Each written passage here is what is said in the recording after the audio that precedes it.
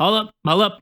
Wait, I know there's a 99.9999999% chance that you've never heard of this game. Today we're talking about CivCity Rome. Now I want to take you guys back to the year 2006. I'm in elementary school, sitting in class when I hear the amazing words, Scholastic Book Fair. For those of you who don't know, the Scholastic Book Fair is an interesting thing. I'll have this clip of Nakey Jakey explain it to you real quick. Hey, what's up? You kids want to buy some Captain Underpants and some fuzzy notebooks and cheat codes and some spy stuff? So that was the Scholastic Book Fair. A lot of you probably remember it. I don't even know if they have this anywhere else than America. But if you don't, that kind of fucking sucks, dude. Scholastic Book Fair was so fucking sick. Besides the books, nobody cared about the fucking books. Everybody just wanted all the different shit. The bendy pencils, the big erasers, the Mad Libs books. But one of the best things that the Scholastic Book Fair had was video games. What kind of kid wants a fucking book? No, they want to play games. Gamer boys out here. One of the games that was offered at the Scholastic Book Fair at the time when I was a kid was CivCity Rome. Now, you've probably heard of Civilization, and you've definitely heard about SimCity, and I'm pretty sure you've heard about Age of Empires, which was another thing that was available at the Scholastic Book Fair. But I know you ain't never heard of this game. So I'm gonna be playing this game to let you know if it's good or if it's not. Let's just do a free open build. So here's the difficulties we have. We have easy, normal, or hard. Or we also have kids. So in case you're absolute doo-doo brain child, you could also play on the kids difficulty. But we're just gonna go ahead and go with easy because I think I'm a little bit smarter than a child. 10 wives, one for each day of the week. One thing I can say about the graphics too, pretty impressive for the time. I mean, you can clearly see what everything is. Even though this game is super old, you can obviously see that these are trees, this is water, and these are rocks. So let's go ahead and build a town center. And another thing too is that this game actually had some pretty clever controls. I mean, the fact that I was just able to figure out what everything does. The first thing we need to do is we need to place down a stone camp. What I did like about games like this was that everything is so automated. Each building can have workers. These people actually have schedules. They have places they live, and they will go back to their houses. Paths will somewhat auto-generate as people walk around through different areas, which will increase their walking speed. I mean, there's just so much detail into this game that was made so long ago that even games nowadays don't have detail like this. It's pretty fucking sick. Woe betide us. The gods must surely look down on our disrespectful city in despair. See, like that guy, like he obviously is like, wow, our city's pretty shit, dog. We need to... We need to upgrade. City happiness is falling.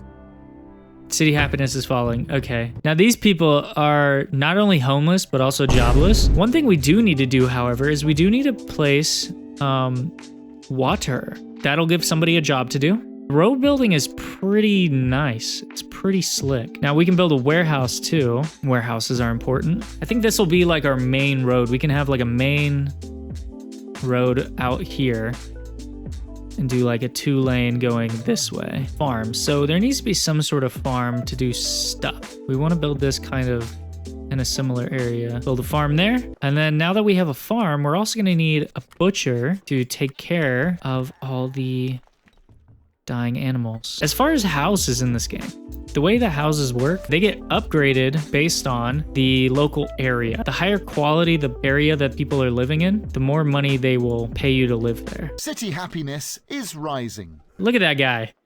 Yeah. The fact that you can kind of go around, you know, you can like zoom in, look at everybody. I like it. It's always been something that's been really cool to me, you know, to actually see them do the thing. Like with this guy, let's just kind of like follow this guy. So this guy's bringing meat that he just chopped over to the granary. So he's gonna bring the meat there. He's gonna drop it off. It goes into the granary.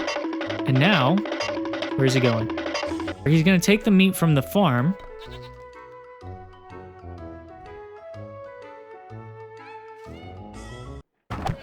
That guy just killed another goat. He's gonna take the meat from the farm. He's gonna bring it over to his butcher shop. And there you see, he's actually cutting the meat. That will then, if his little shop over here is filled, he'll take that over to the granary.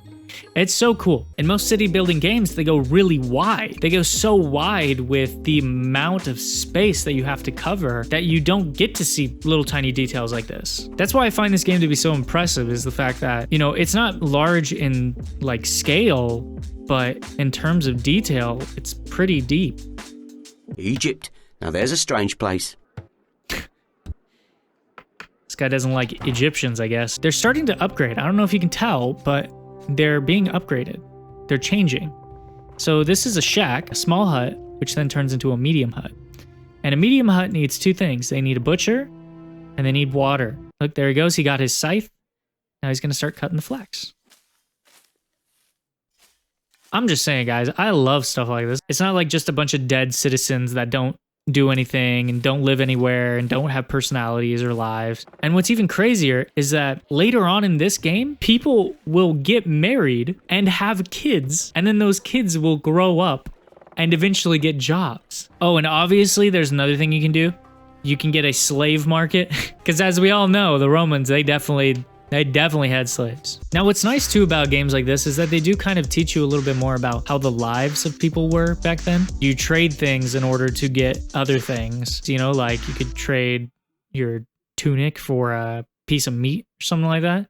Obviously, nobody would do that because that would be a stupid trade. And we do need a street cleaner too, because it seems like there's like shit, like people are pooping on the streets. You can even see how they live, like where they place things in their houses. With temples, they are pretty big. Now that we have a temple down, it means that people can now get married. A woman in my city?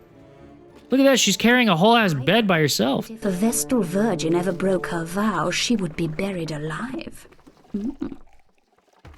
Is she kinky for being buried alive? That's a little sus there. I don't know. What can I say about CivCity Rome? It's super nostalgic for me. It's one of the very first video games I ever played in my life. Let me know what you guys think about this game. Just from seeing it, obviously it's a little bit more limited, but it's still super fun. Just to learn how to play the game and seeing your city develop and evolve, I would give this a solid 7 out of 10. So I definitely recommend you guys try this out. If you liked the video, go ahead and click the like button. If you guys want to see more videos of me talking about games and whether or not they are good or bad, go ahead and subscribe. That's going to be it for today, everybody. My name is Matters, playing the games that matter. I will see you next time.